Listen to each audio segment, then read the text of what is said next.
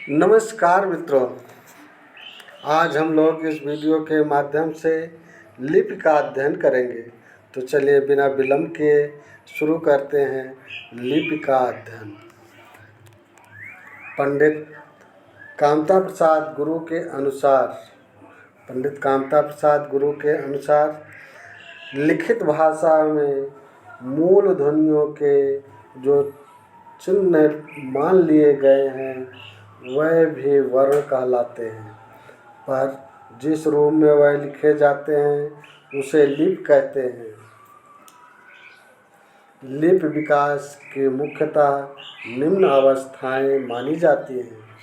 Number देखें, चित्रलिपि, फिर चित्रलिपि से प्रतीक लिपि और भाव लिपि और ध्वनि लिपि। ध्वनि लिपि ये अक्षरात्मक, अल्फाबेटात्मक यानी वर्णात्मक, इस तरह से भारत की सारी लिपियां अक्षरात्मक हैं। रोमन लिपि वर्णनात्मक है। देखिए, वर्णात्मक और वर्णनात्मक उच्चारण में समान है, लिखने में समान है, लेकिन ध्यान में रखिएगा भारत की सारी लिपियां अक्षरात्मक हैं और रोमन लिपि ये वर्णात्मक है। ध्यान में रखने की बात है, वर्णन वाला नहीं है।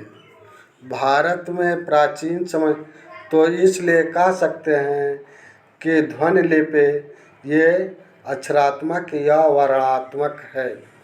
और भारत में प्राचीन समय में 3 लिपियां प्रचलित थी, और वो जो प्रचलित थी वो कौन कौन सी थी? सिंधु घाटी लिपि, खरोष्ठी लिपि और ब्राह्मी लिपि। सिंधु घाटी लिपि के प्राचीनतम नमूने सिंधु घाटी में मांटगोमरी जिले के हड़प्पा तथा सिंध के लरकाना जिले के मोहनजोदड़ो में प्राप्त शिलों पर मिले हैं।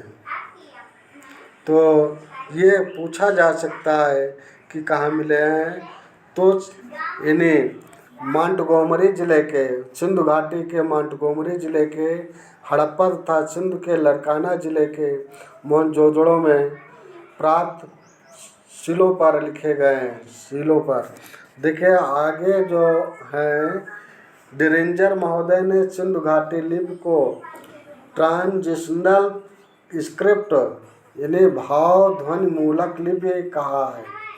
सिंधु घाटी लिपि की ध्वनि चिन्हों की संख्या को लेकर विद्वानों में मतभेद है, जो निम्न है। देखिए, इधर विद्वान हो गए, इधर ध्वनि चिन्ह संख्या हो गए। हंटर जो है 253 ध्वनि चिन्ह माने, लैंगडन ये 228 माने, गाइड एन एवं स्मिथ 396 माने। और देखें, खरोष्ठी लिपि को प्राचीनतम नमूना पश्चिमोत्तर भारत के शाहबाज गढ़ी पंजाब का यूसुफजई जिला और मानसेरा, ये जो कि पंजाब का हजारा जिला है, में अशोक के अभिलेखों में प्राप्त हुआ है। ये कहाँ प्राप्त हुए हैं, ये आप जो है आसानी से इन्हें जान सकते हैं। देखिए, अब अगला देखें आगे। अब खरोष्ठी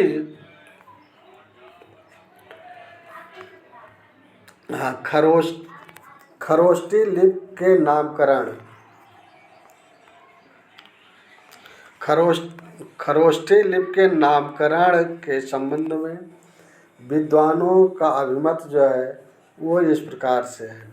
विद्वान और अभिमत देखें, चीनी कोश फावांसुलीन के अनुसार खरोष्ठी नामक व्यक्ति से डॉक्टर राजबली पांडे के द्वारा खर यानी गधे के ओष्ठ के समान डॉक्टर सुनीत चटर्जी के अनुसार खरोशोध से खरोष्ठी बना है। और इस तरह से अगर देखें तो खरोष्ठी दाएं से बाएं लिखी जाती है। ये खरोष्ठी जो है दाएं से बाएं लिखी जाती है। इसमें 37 वर्ण, 5 स्वर, 11 व्यंजन होते हैं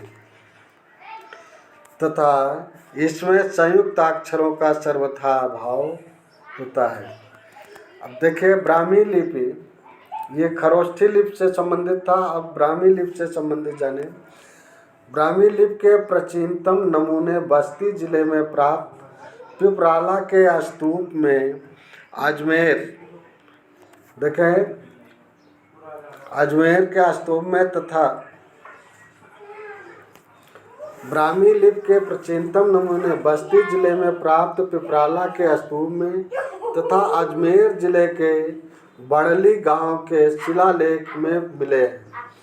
और अब देखें ब्राह्मी लिपि के नामकरण के संदर्भ में निम्नलिखित मत निम्न है।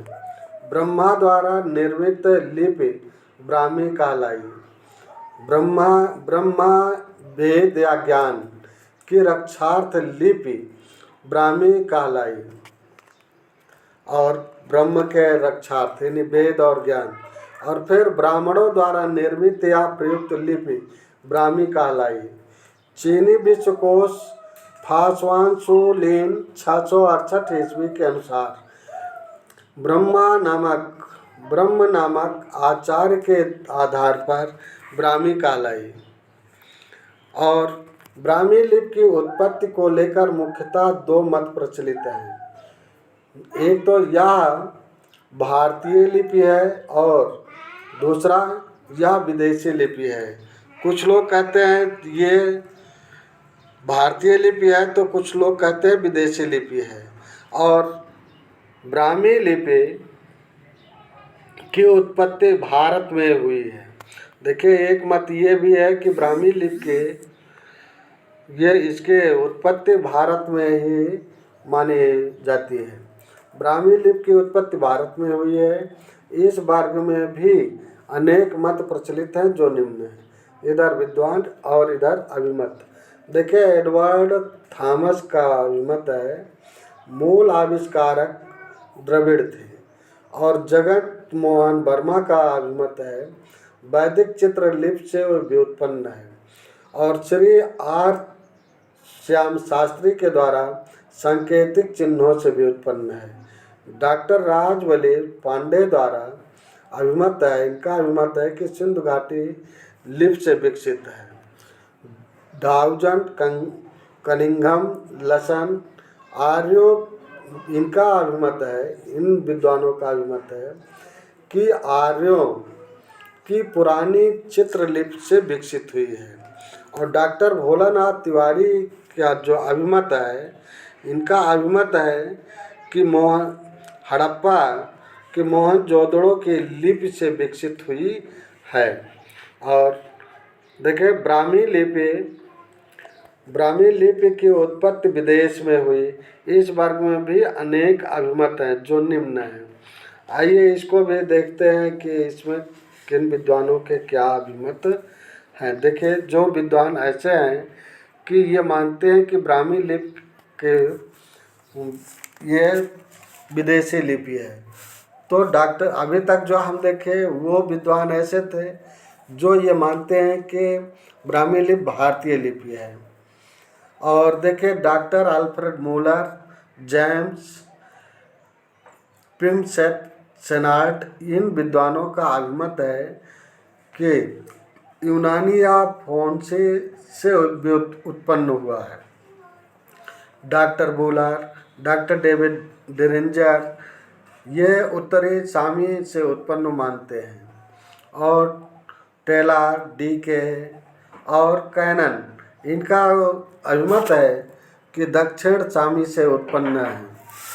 और बेबर, बेनफे, जेनसेन, इनका अभिमत है कि फोन्सिया से उत्पन्न है। अब देखें प्रोफेसर बुलर के अनुसार ब्राह्मी लिपि में 41 अक्षर होते थे। 41 अक्षर थे, 9 स्वर और 32 व्यंजन। और देखें, ब्राह्मी लिपि का विकास इस प्रकार से दर्शाया जा सकता है। अब आगे ब्राह्मी लिपि का विकास देखते हैं। आइए देखिए ब्राह्मी लिपि, ये ऊपर है ब्राह्मी लिपि। और इस ब्राह्मी लिपि के दो भाग, दक्षिणी शैली और उत्तरी शैली। दक्षिणी शैली में तेलुगु, तमिल, कन्नड़ लिपियों का विकास हुआ। और उत्तरी शैली लिपि में देखें, उत्तरी शैली में गुप्त लिपि जो कि 4-5वीं सदी, और फिर उससे सिद्ध मात्रिक या कुटिल लिपि, और फिर इससे देवनागरी लिपि जो 9वीं सदी, और दूसरी शारदा लिपि जो 10वीं सदी। और इस तरह से सिद्ध मात्रिक लिपि को डॉक्टर वूलर ने न्यून कोणीय लिपि नाम दिया है। यही नाम कालांतर में कुटिल लिपि नाम से प्रसिद्ध हुई। और इस तरह से देखें, सन 588-89 ईस्वी का बोध गया का अभिलेख सिद्ध मात्रिक लिपि में ही है। तो इस तरह से देखें, इस वीडियो में इतना ही। वीडियो को लाइक करें, शेयर करें, चैनल पर नए हैं तो सब्सक्राइब करें। सब्सक्राइब करने के बाद बेल आइकन ज़रूर प्रेस कर दें। बेल आइकन प्रेस कर देने पर मेरी वीडियो जैसे ही अपलोड होगी उसकी नोटिफिकेशन तुरंत आपके मोबाइल पर पहुंच जाएगी और आप मेरी वीडियो सबसे पहले देख सकेंगे। जय हिंद, जय भारत।